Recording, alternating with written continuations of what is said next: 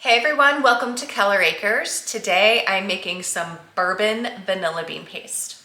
So I made some vanilla bean paste back in November and I loved it so much.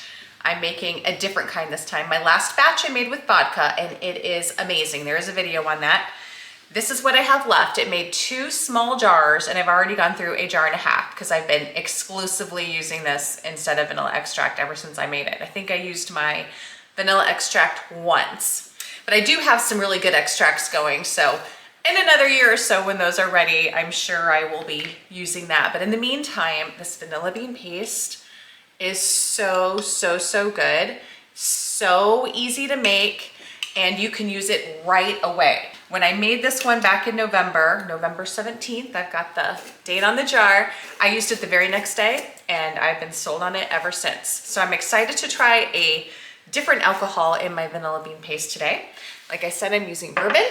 I got mine at Costco. Oh shoot, I already threw the bottle away. It's the end of it. But anyway, Costco's a great place to get your alcohols for extracts and pastes because you can get a giant bottle for a really good price. Also, my vanilla beans came from Indri Vanilla. You can look them up. They have a website. They also have a Facebook group. So if you're really wanting to get into making vanilla, check that out. Indra is I-N-D-R-I. They also sell other things, cinnamon, all kinds of things. Check it out. It's pretty cool. Today I am gonna be making mine with 4 ounces of vanilla beans. I have exactly 4 ounces left.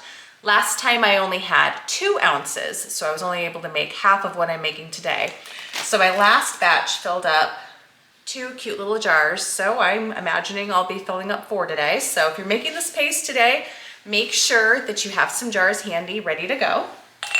And you can use 1 big jar. I'm doing small jars because I also want to give some of this away. So it's kind of nice to have a smaller amount rather than a big jar if you're giving it away, so that you can also keep plenty for yourself. I also have this cute tiny one. I might put some in here too for one of my daughters that I don't think she bakes that often. So if I give her some, she probably doesn't need a large amount. I can always give her more later. Also, the vanilla bean paste does have a shelf life of 1 year, unlike the extract that just lasts forever.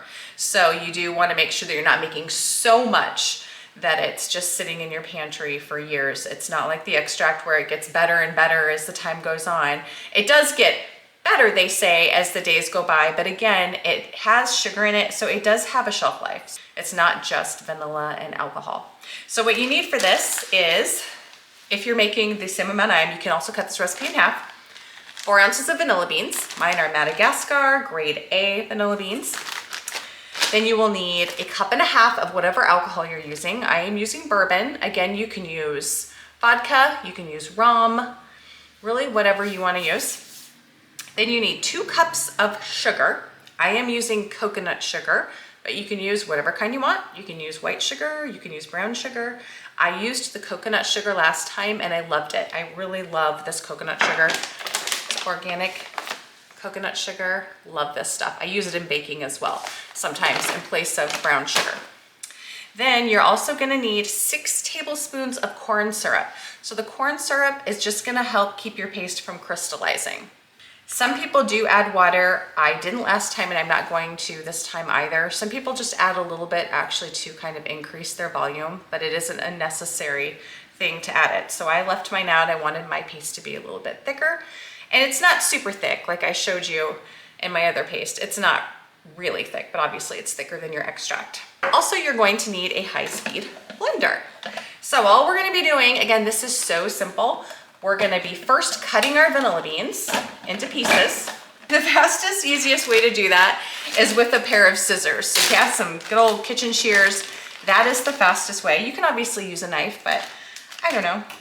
It's just kind of nice and easy just to use your scissors and super simple. Just cut the beans into pieces. Doesn't really matter what size. This is all gonna be getting blended up. I do mine in about, I don't know, little 1.5 inches, something like that. Some are smaller, some are bigger. You can get vanilla beans on Amazon, plenty of other places. Costco was selling them for a while.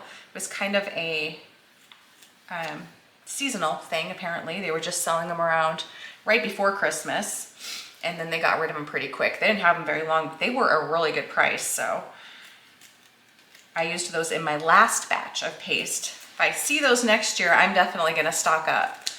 The little package was just under 2 ounces and it was $10, which is a really good price. I got my currant beans for a really good price as well, but they were 6 something per ounce. All right, I've got my beans all chopped up. Plop those in my blender.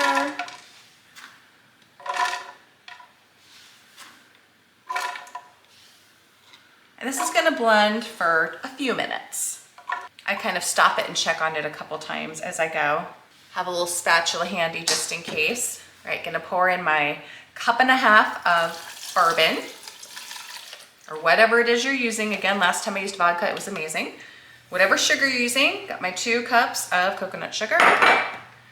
And then, whew, this stuff smells strong, all that alcohol. And then my 6 tablespoons of corn syrup. The first time I saw this recipe, I was like, wow, that's a lot of sugar. But if you think about it, you're only using a teaspoon or two at a time in your recipe, so it's not like you're adding a lot of sugar. Anyway, that was my first thought when I saw the recipe. I'm like, wow, a lot of sugar. All right, let's get this going on high. After a minute or so, just go ahead and turn it off and check it real quick. I'm just gonna give mine a little stir. And then continue blending.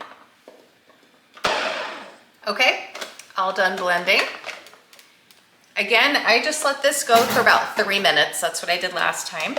This also will thicken up a little bit over time. It's not gonna be really thick, but it will thicken up a little bit more.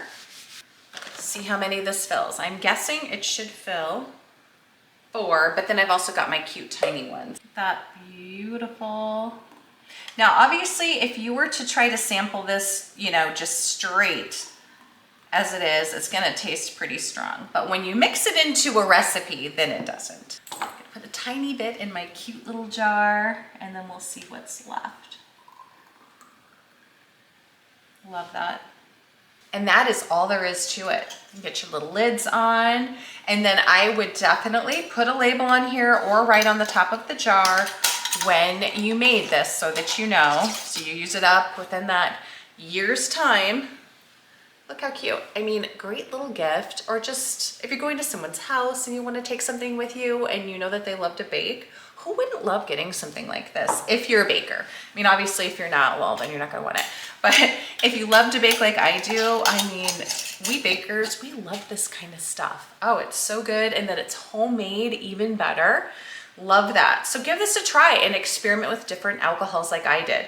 Hopefully I like the bourbon as much as I did the vodka now that I'm gonna have a bunch of it. I'm sure I will. Anyway, let me know your thoughts, drop a comment, and also please be sure to give us a like and subscribe if you're enjoying our videos. We love to have new subscribers. We appreciate anybody hitting that subscribe button. Thanks for watching, guys. Happy vanilla making.